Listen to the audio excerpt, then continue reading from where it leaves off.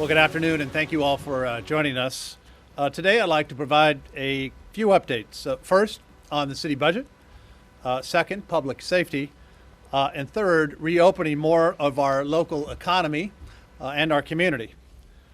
Topic number one on the city budget. Today, after getting feedback from literally hundreds of San Diegans, the City Council will vote to adopt San Diego's budget for the new fiscal year starting July 1. The council hearing began at 11 this morning, and it is still going strong. This budget will really be shaped by this historic time in which we live. Many San Diegans are unemployed after having secure jobs just a few months ago. Businesses are working very, very hard just to stay afloat. And people are demonstrating and marching in the streets calling for change.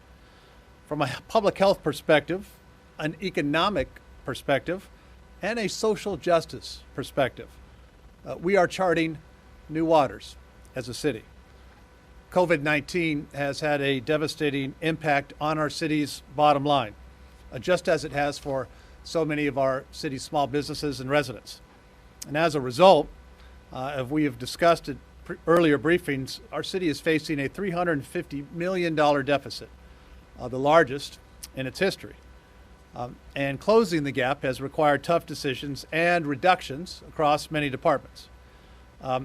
What we absolutely can't afford right now is letting this important moment pass without addressing the needs of our community. The budget that we put forward in April and later revised in May reflects some of those needs. The world, of course, has changed even since then.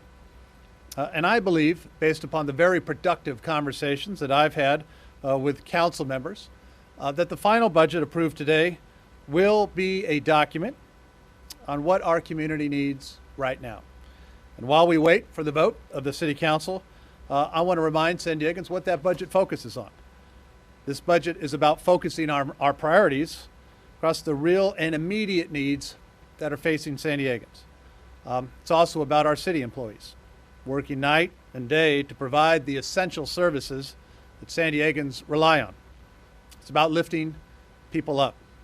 And it's about making sure that we make the tough decisions now to put us in the strongest position going forward. It does prioritize the essentials, like small business relief, sheltering and housing the homeless, and childcare. It supports our city's climate action plan. It continues, even in the face of severe economic recession, to fund parks and recreation centers. I believe by the end of the day, we can also restore library hours and deliver internet access to low-income communities in a time when reliable online connections are practically essential. I also want to comment on a proposal that I've been speaking with Council President Gomez and Councilmember Monica Montgomery about. A proposal that Councilmember Montgomery announced earlier today. They propose creating the city's first office of race and equity, and it has my full support.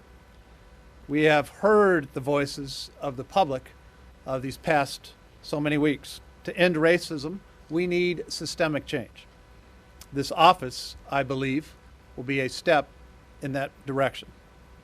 This new office would help eliminate barriers as it relates to city contracting, city policies, and developing stronger relationships with the community. It's the right thing to do, and I encourage the City Council to approve it and responsibly fund it today. I also want to say, Council President, myself, Councilmember Montgomery, we have been in close communication over the last several weeks, and we agree that we need lasting change for our city. Appreciate their input and all the input of the City Council members. I want to thank them for their leadership during this very important time.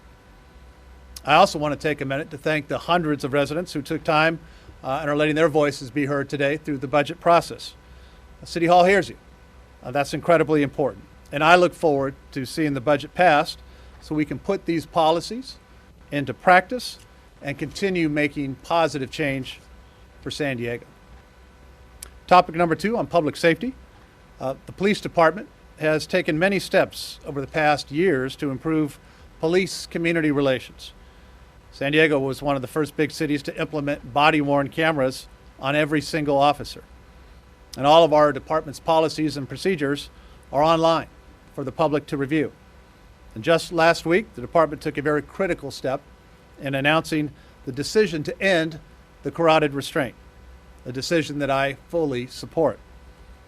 I also directed the city's police advisory and oversight boards to hold special meetings last week to discuss what we can do better as a department and with community relations, and what we can do better in terms of police de-escalation methods.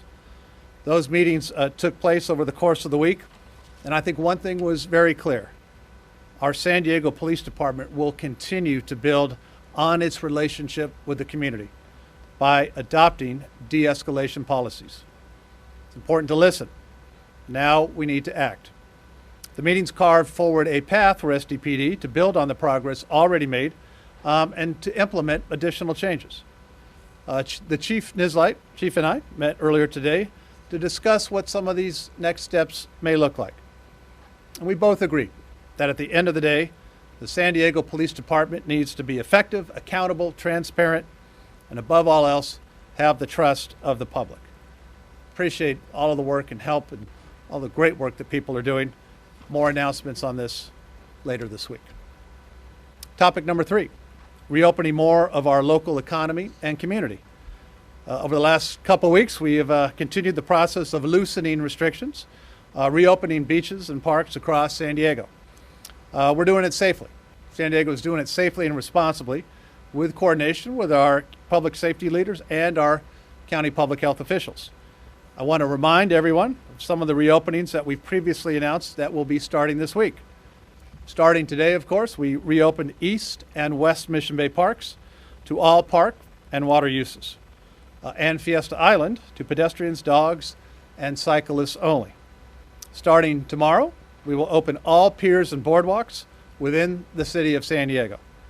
And starting this Friday, we will open the following: Balboa Park, Central Mesa, and Balboa Park parking lots at their full capacity.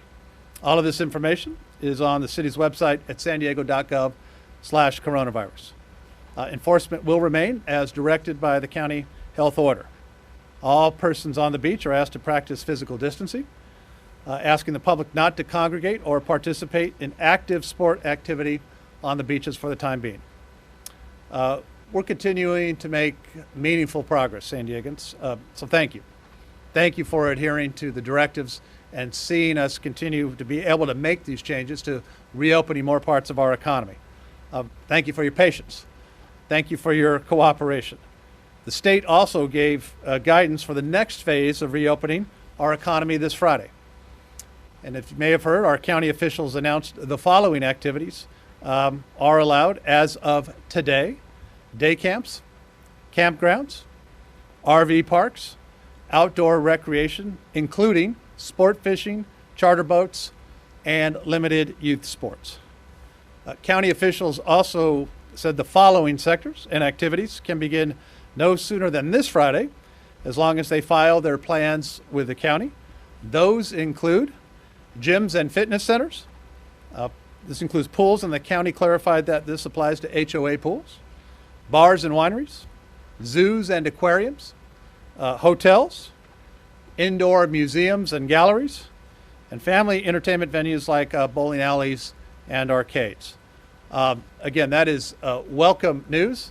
That's welcome because it continues to demonstrate how seriously we have taken this as San Diegans, and throughout not just the city of San Diego, but countywide. Adhering to these restrictions, all of us are looking forward to reopening all of this for each of us, getting people back to work and enjoying more and more outdoor activities.